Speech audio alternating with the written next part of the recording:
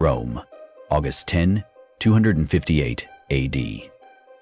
The sun scorched the stone streets as if warning of what was to come. In the center of the square, a crowd gathered, drawn not by spectacle, but by dread. 2 soldiers dragged a man in chains. He was not broken. His body was weary, but his eyes, they shone with peace. A peace that unnerved even the executioner. This was Lawrence. Barefoot, sunburnt, but proud. He did not fight the guards. He simply walked, like a man headed for something greater than death. In the middle of the square, the monstrous grill awaited, its iron bars resting over blazing coals. It was designed to prolong death, to torture slowly, and to silence hope. The guards tore the clothes from Lawrence's back. His body, still youthful, was tied down onto the burning gridiron, but his spirit, untouched. The flames licked his skin. The iron hissed beneath him. The crowd turned away, expecting screams, begging, but instead, they heard laughter. "You may turn me over," Lawrence said calmly. "This side is already done." Some gasped, others wept. The executioner froze, unable to meet his eyes. But how did he come to this moment of defiance? How could a man find serenity while his flesh was burning? To answer that, we must go back 30 years earlier. Lawrence was born in Huesca, in what is now Spain. Raised by Christian parents, he was quiet, observant, and full of questions. Even as a boy, he searched for meaning beyond rules and rituals. During his studies in Casa Augusta, he met a young theologian, Sixtus. They debated faith, suffering, and the purpose of wealth. Their bond would last a lifetime and lead both to martyrdom. When Sixtus was called to Rome and became Pope Sixtus II, he summoned Lawrence to join him, not as a servant, but as a brother in mission. Lawrence became Archdeacon of Rome, the first among 7. He wasn't just a churchman, he was keeper of treasures, distributor of alms, protector of the poor. He walked Rome's back alleys, not in silk robes, but in dust-covered sandals, feeding beggars, lifting the sick, holding dying children without fear. But darkness gathered. Emperor Valerian unleashed a brutal persecution against Christians. Priests were hunted, churches raided, and mercy vanished from law. In 257, Valerian ordered all Christian leaders to either sacrifice to Roman gods or be executed. Lawrence knew his days were numbered, yet never flinched. On August 6, 258, soldiers stormed the catacombs. Pope Sixtus II, while performing the Eucharist, was seized and beheaded, along with 4 of his deacons. Lawrence ran to him as they dragged him away. "Father, where are you going without your son?" Sixtus looked back with love. "I do not leave you. In 3 days you will follow." The prophecy haunted Rome's prefect. He knew Lawrence was the church's treasure. Greed dripped from his words when he ordered Lawrence to surrender all the riches of the church. Lawrence asked for 3 days, but not to hide gold. Instead, he rushed to distribute every coin, every sacred item, to the sick, the widowed, the abandoned. On the 3rd day he returned, not with gold, but with the poor, blind men, lepers, orphans. "Behold," he said, "the treasures of the church." The prefect's face turned red with fury. The prefect stared in disbelief. Was this mockery? A joke? Lawrence stood firm, his voice unwavering.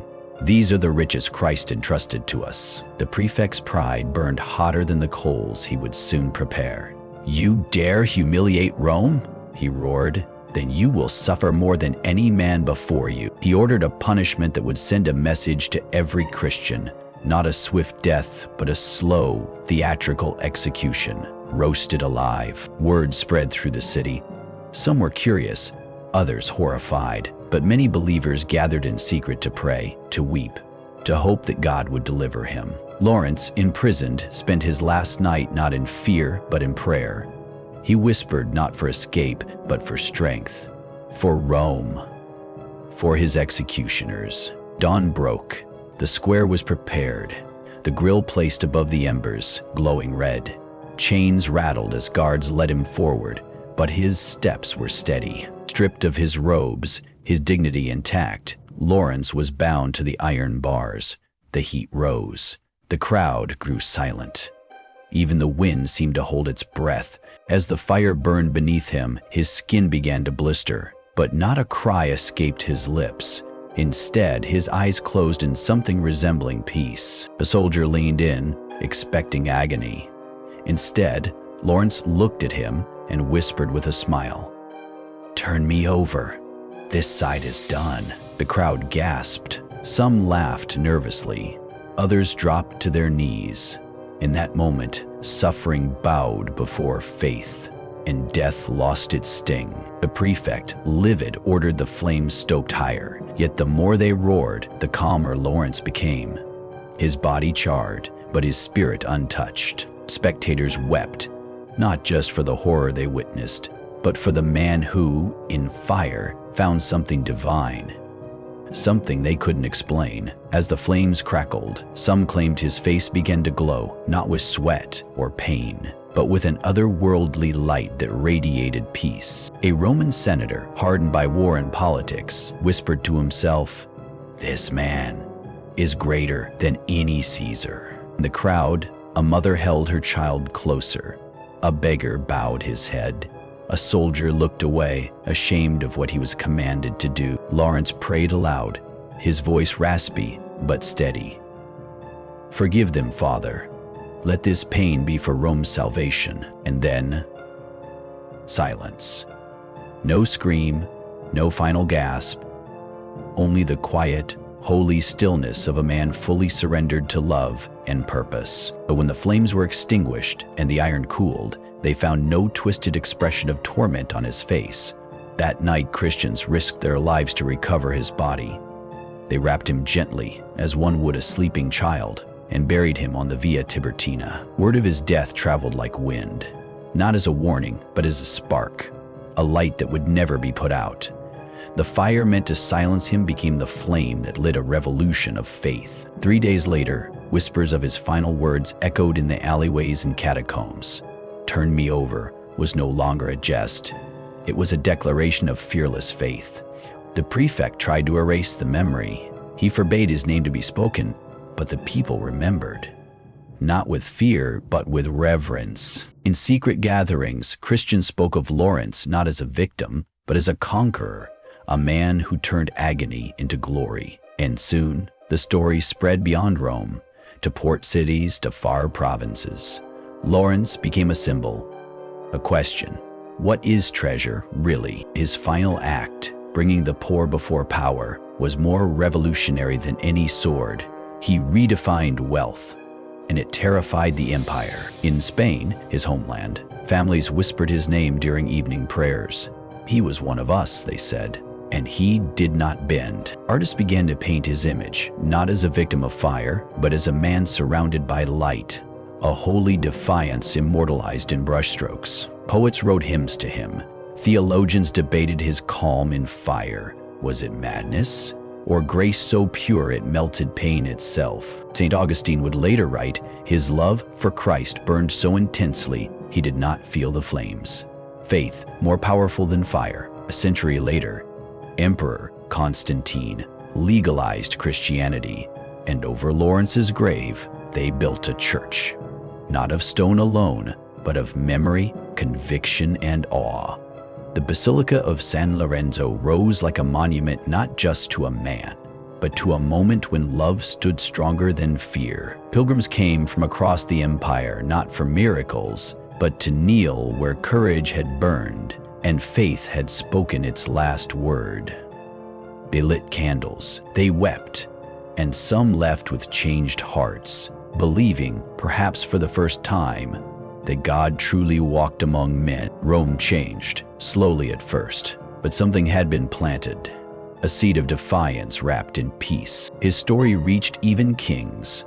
In the 16th century, King Philip II of Spain built El Escolario, shaped like a grill, in Lawrence's honor. The very instrument of his torture had become a holy symbol. transformed by the meaning Lawrence gave it in death. In paintings by Fra Angelico and Titian, Lawrence is never shown in terror. He is radiant, triumphant, as if the fire consumed only flesh but not soul. Through centuries, his tale was retold, around fires, in pulpits, in whispered bedtime prayers to children who asked, "Is it true he smiled?" And still, no answer satisfies.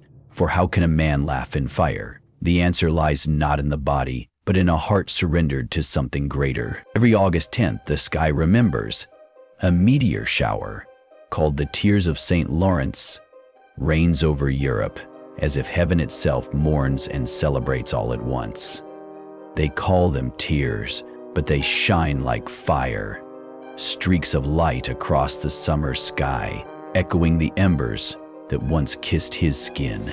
Children make wishes on them, lovers hold hands beneath them, but few know they honor a man who turned suffering into sacredness. Lawrence never asked for a shrine, never sought glory. What he gave the world was not legend, but a question that still stirs the soul. What do you treasure? When the fire comes, will your heart burn with fear or with love? The prefect is long forgotten. His name vanished into the dust of time, but Lawrence remains etched into eternity. His story does not command with force. It invites with mystery, the kind that unsettles the comfortable and strengthens the broken. For those who suffer in silence, for those mocked for their faith, for those who carry burdens in secret, Lawrence walks with them still, not as a saint on a pedestal, but as a brother in fire, a soul that smiled when he had every reason to scream. His words weren't defiance, they were freedom, a declaration that no fire can touch what is already surrendered to love. In a world chasing comfort, Lawrence stands still in flame, reminding us the truest light is born where the darkness is deepest. Some say his final breath was a prayer. Others say it was laughter. Perhaps it was both. Grief and glory tangled into one holy moment. The poor he defended never forgot him. Their children's children would one day kneel in the basilica built over his bones, not to ask for miracles, but to say thank you to a man who gave everything for people the world forgot. Even now, centuries later, his story finds its way into hearts that crave something real, something unshakable. His name echoes in prayers. His courage lives in paintings. But most of all, his truth burns quietly in the hearts of the unseen. They say saints are made in silence, but Lawrence was made in fire, and not even silence could bury his flame. Rome could not crush him. The grill could not consume him. Time could not erase him. He was not defined by how he died, but by how he lived, generously, fearlessly, and with unwavering devotion. His treasure was never gold. It was the smile of a beggar, the warmth of charity, the courage to call the forgotten holy. So when we speak his name, we don't just recall a martyr. We remember a man who turned agony into art and pain into purpose. In a world that worships gold, Lawrence pointed to the poor and said, "Here, this is heaven's wealth." Few understood, but many remembered. Artists painted his martyrdom not as defeat, but as ascension. Flames at his feet, light on his face. He looked more like a risen king than a victim, and that's the paradox of his death. The fire meant to destroy him revealed something eternal, something untouchable. The church declared him a saint, but the streets had already done so, long before popes and proclamations.